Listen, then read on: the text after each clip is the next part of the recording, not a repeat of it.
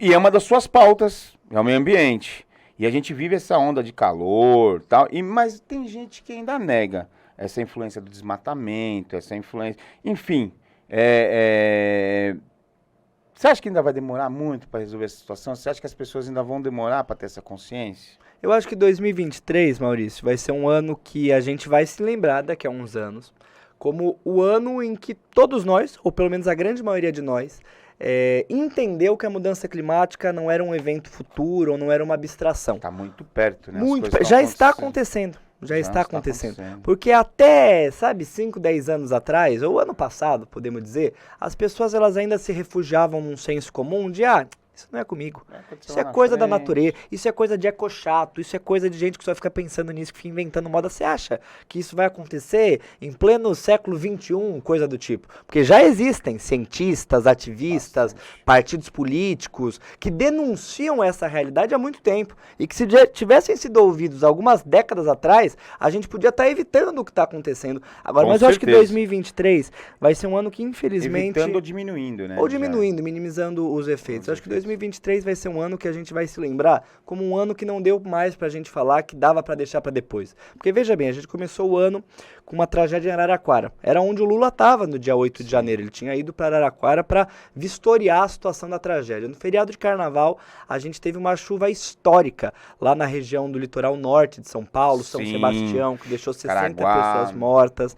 A gente teve a cidade de Rio Branco, capital do Acre, ainda no mês de março, debaixo d'água. A gente teve 3 ciclones extratropicais no estado do Rio Grande do Sul, que mataram sei lá quantas pessoas. Você teve uma seca e uma nuvem de fuligem, fumaça na cidade de Manaus, no Amazonas, no coração da Amazônia brasileira. E agora, nesse segundo semestre, todo mundo sentiu na pele várias ondas sucessivas de calor extremo. Então, eu acho que o primeiro passo para a gente enfrentar um problema é a gente reconhecer que ele existe. Infelizmente, por conta do negacionismo, por coisa de muita gente que é muito bem paga para atrasar a consciência das pessoas, para desestimular a reflexão das pessoas a respeito disso, isso demorou muito. Mas eu acho que a partir de agora, isso vai se impor como uma realidade incontornável. Que os políticos, que as empresas, que os sindicatos, que o movimento social, que a população... Isso muito internacionalmente. E eu fico muito feliz, porque a gente vê uma mudança de postura.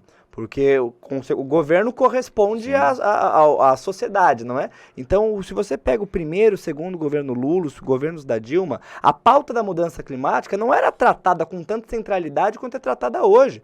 E o Lula assume revogando uma série de decretos antiambientais do governo Bolsonaro e trazendo o combate às mudanças climáticas como uma pauta central. Alertando o mundo inteiro. E transversal da sua política para dentro e para fora. Eu acho que isso é absolutamente bem-vindo.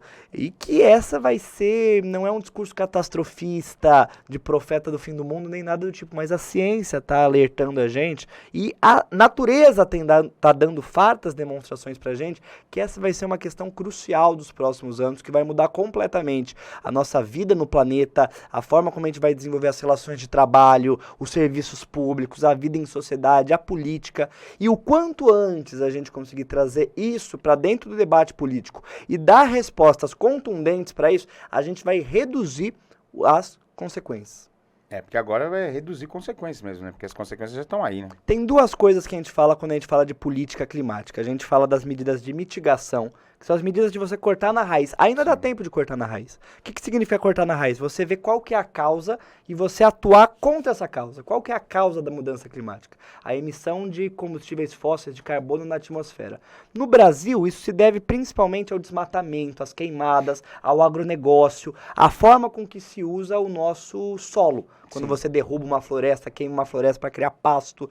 No Brasil. No resto do mundo, isso diz respeito à produção de energia, principalmente através de carvão, petróleo. Política de mitigação é você reduzir ou você interromper essas emissões. Isso serve para que você consiga dar a volta, reverter esse problema.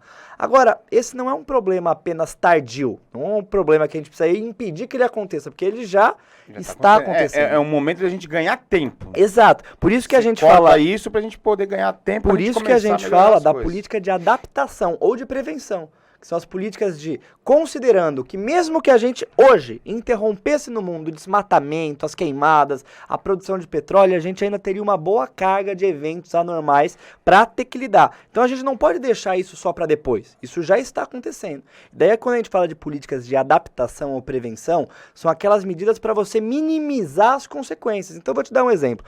Nas próximas semanas a gente vai ter uma nova onda de calor. Esse verão no Brasil vai ser insuportável com as ondas de calor. O que é uma política de adaptação? Por exemplo, a gente teve uma garota que morreu num grande evento, num show no Rio de Janeiro, por conta do calor excessivo. A gente teve sei lá quantas pessoas naquele show que passaram mal porque não tinham acesso à água, porque a empresa responsável pelo evento não disponibilizava água para as pessoas. A gente tem pessoas em situação de rua que estão ainda mais expostas a essas altas temperaturas. Eu te digo, não como profeta, mas porque a ciência aponta pra gente que no próximo verão, no começo do ano que vem, a gente vai ter novos eventos de chuvas intensas que vão afetar principalmente a população que mora nos bairros mais vulneráveis, que é aquela população na região norte, por exemplo, que mora em cima de palafita, que daí quando chove muito a água sobe e invade a casa, ou é a população que aqui no sudeste mora em zonas de encosta, por exemplo, que quando chove muito o morro desaba. Então a gente tem que se prevenir, a gente não precisa esperar a tragédia acontecer. A gente vê aquelas pessoas que perderam tudo, perderam a casa, que foram engolidas por uma avalanche, por exemplo. A gente não precisa esperar isso acontecer para falar, meu Deus, o que nós poderíamos ter feito. A gente consegue atuar com antecedência para reduzir esses efeitos. Prevenção para mim é tudo. Principalmente na saúde e agora, como você está dizendo, nesses prováveis catástrofes que vão acontecer.